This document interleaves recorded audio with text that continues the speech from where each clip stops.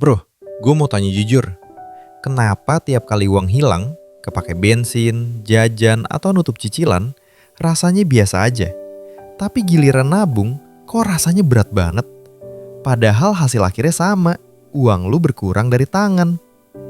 Ini bukan soal disiplin, ini soal cara otak lu dipermainkan. Gue sering denger nasihat klasik, sisihin dulu, baru belanja. Kedengerannya sederhana, tapi di lapangan, hidup gak sesederhana papan tulis motivasi.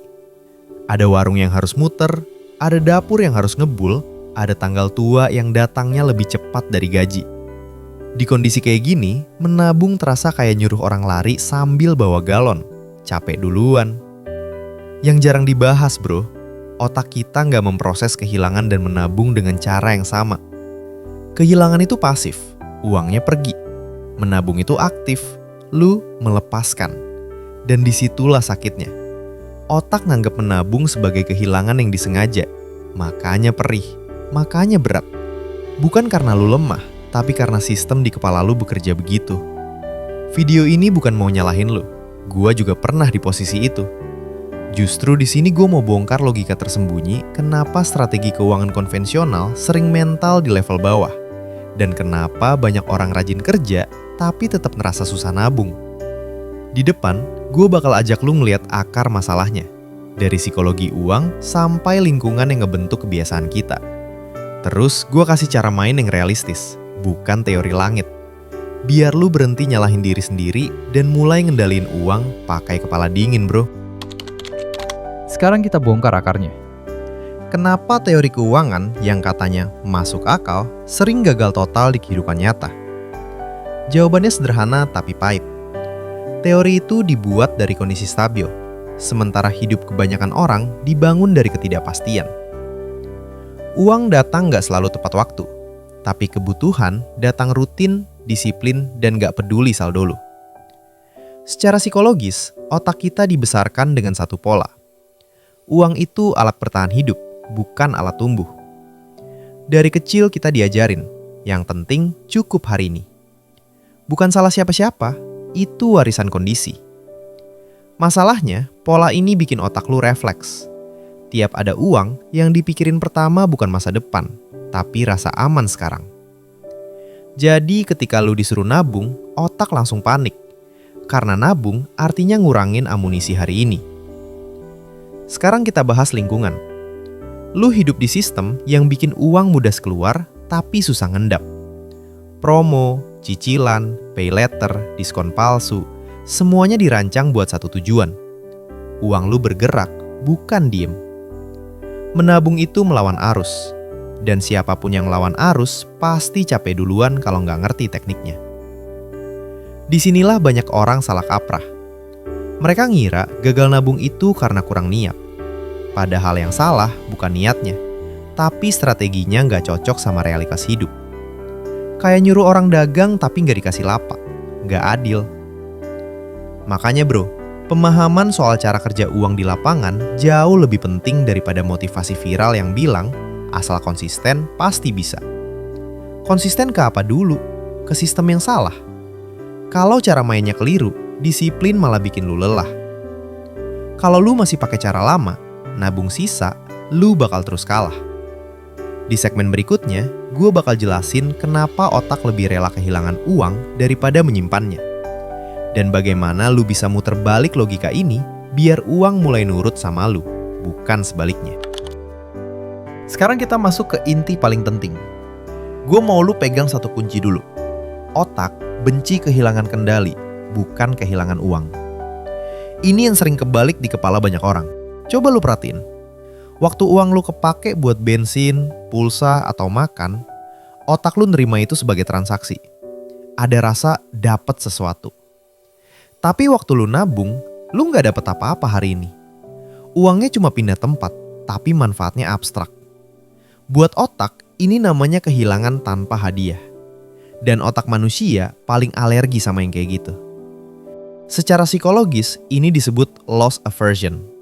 Tapi gue gak mau pakai istilah berat. Gue sederhanain. Sakitnya kehilangan lebih kuat daripada senangnya punya. Dan menabung terasa seperti kehilangan yang disengaja. Lu sadar, Lu niat dan lu tahu uang itu nggak bisa dipakai sekarang. Makanya rasanya nyesek. Bayangin lu punya warung kecil. Setiap hari ada uang masuk. Kalau uang itu dipakai buat beli stok, otak lu santai. Karena ada pergerakan. Tapi kalau lu simpen di laci tanpa tujuan jelas, pelan-pelan lu gelisah. Takut kepake, takut kurang, takut salah. Uang diam tanpa makna bikin cemas. Sama kayak tabungan tanpa fungsi. Kesalahan besar orang saat nabung adalah memperlakukan tabungan sebagai kuburan uang, bukan sebagai alat. Padahal otak butuh alasan kenapa uang harus dikurung. Kalau nggak ada alasan yang jelas, otak akan nyari celah buat ngebebasin itu uang. Entah lewat jajan kecil, entah lewat pengeluaran nggak penting. Disinilah kita mulai ubah sudut pandang. Menabung bukan soal menahan, tapi mengalihkan peran uang. Dari uang operasional jadi uang penjaga. Tapi supaya otak nerima, uang itu harus punya tugas spesifik. Misalnya, uang ini tugasnya jaga dapur kalau ada darurat. Uang ini tugasnya beli waktu di masa depan. Bukan sekedar uang jangan dipakai. Langkah praktis pertama yang bisa lo lakukan, jangan pernah nabung tanpa label. Setiap tabungan harus punya nama dan cerita. Bukan tabungan, tapi penyangga 3 bulan. Bukan simpanan, tapi penyelamat saat mesin rusak. Otak bekerja dengan cerita, bukan angka. Langkah kedua, kecilkan rasa sakitnya. Jangan nabung dengan jumlah yang bikin lu sadar kehilangan. Nabung Rp5.000 tapi konsisten lebih diterima otak daripada Rp100.000 tapi bikin stres. Di level bawah, kemenangan kecil itu bahan bakar mental.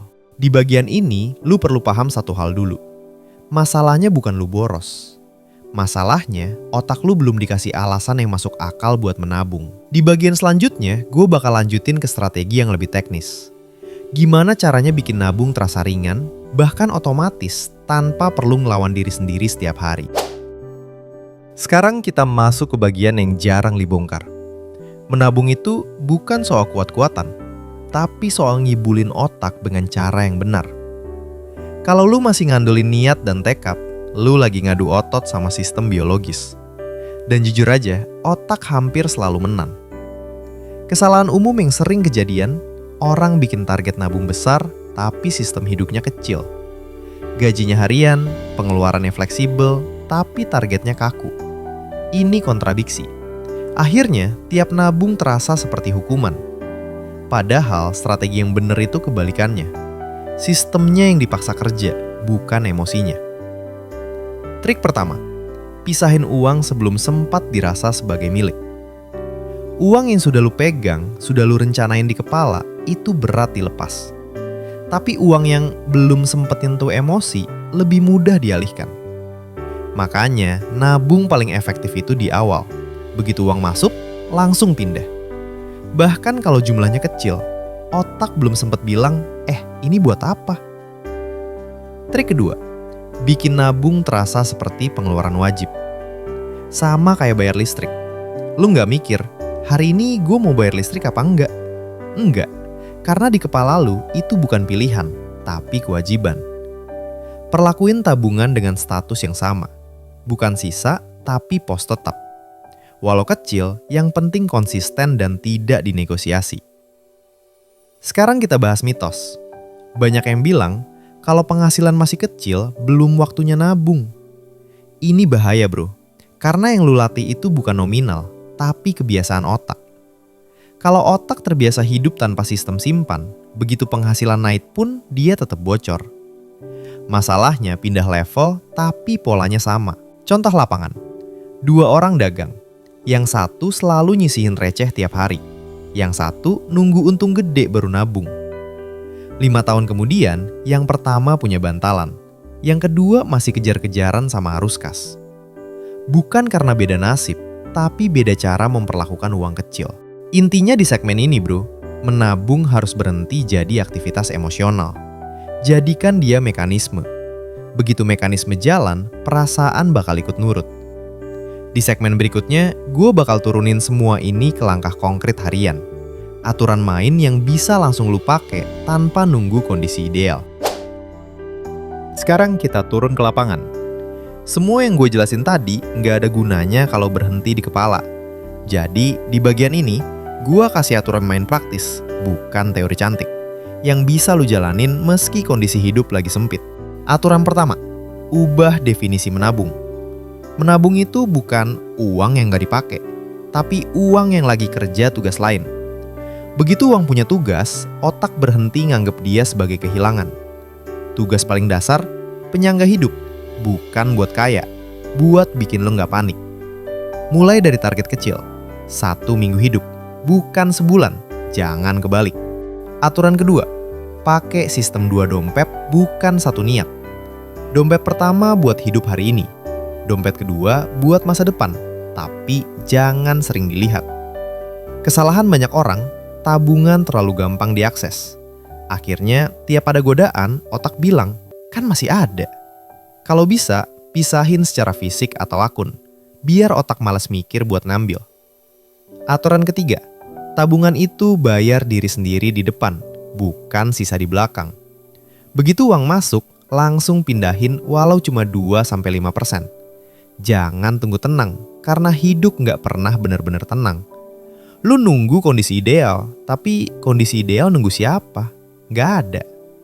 Sekarang soal mental. Manfaat paling besar dari nabung itu bukan jumlahnya, tapi efek psikologisnya. Lu mulai ngerasa punya kendali. Sedikit demi sedikit, rasa selalu kekurangan diganti dengan gua masih punya ruang. Dan rasa itu mahal, bro. Itu yang bikin lu bisa mikir jernih waktu ambil keputusan. Tantangan pasti datang. Godaan jajan, tekanan sosial, atau rasa malas. Cara ngatasinnya bukan dengan melawan, tapi mengatur lingkungan. Jangan sering cek tabungan. Jangan pamer progres. Jangan bandingin diri sama orang lain. Fokus lu cuma satu, sistem lu jalan atau enggak hari ini. Terakhir, kalau lu bolong, nggak nabung hari ini, jangan drama. Jangan bilang gagal. Sistem yang sehat itu boleh bolong, tapi nggak boleh berhenti. Besok lanjut lagi. Karena yang lu bangun bukan angka, tapi identitas baru. Orang yang punya kendali atas uangnya sendiri. Sekarang lu bisa lihat polanya dengan jelas. Menabung terasa lebih berat bukan karena lu lemah atau nggak disiplin, tapi karena otak lu nganggep menabung sebagai kehilangan yang disengaja. Kehilangan tanpa hadiah langsung. Sementara uang yang hilang buat kebutuhan harian terasa wajar karena ada manfaat instan yang bisa dirasain. Kita udah bongkar akarnya. Pola pikir bertahan hidup yang diwarisin, lingkungan yang bikin uang terus bocor, dan strategi keuangan yang gak cocok sama realitas hidup. Kita juga udah bahas senjatanya, bukan motivasi tapi sistem. Dari ngasih label pada tabungan, mindahin uang sebelum sempat dirasa milik, sampai ngebikin nabung jadi kewajiban, bukan pilihan. Yang paling penting bro, perubahan finansial gak dimulai dari uang besar, tapi dari cara lu memperlakukan uang kecil. Dari keputusan sepele yang diulang tiap hari, tanpa drama, tanpa pamer, tanpa nunggu sempurna. Disitulah kendali dibangun. Sekarang giliran lu. Coba satu hal aja dari video ini. Gak usah banyak. Satu sistem kecil yang bisa lu jalanin mulai minggu ini. Terus rasain sendiri bedanya. Bukan di saldo dulu, tapi di kepala lu. Kalau lu ngerasa dapet sudut pandang baru, tulis di komentar. Bagian mana yang paling nusuk ke lu? Biar kita bangun obrolan yang jujur dan saling nguatin. Karena soal uang, yang paling bahaya itu bukan kekurangan, tapi nggak sadar kenapa kita selalu kalah.